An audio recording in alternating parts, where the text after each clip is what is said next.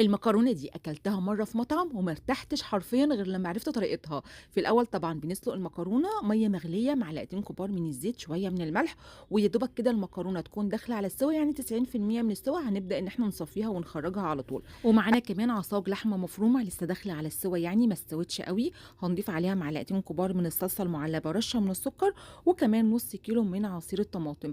على نار بقى هادية هنسيب الطماطم كده لحد ما تتسبِّك معانا بالشكل ده. كده خلاص كمان الصلصة جاهزة معانا.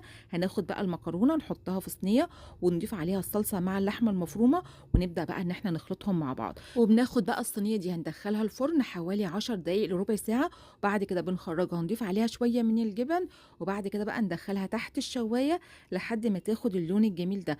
ولا أي مطعم يعرف يطلعها بالجمال والحلاوة اللي انتوا شايفينها. ولو حسيتوا بقى إن الفكرة عجبتكم يا ريت ما تبخلوش على أختكم بلايك وتعليق حلو منكم، وربنا يحسن ما بين إيديكم. باي باي.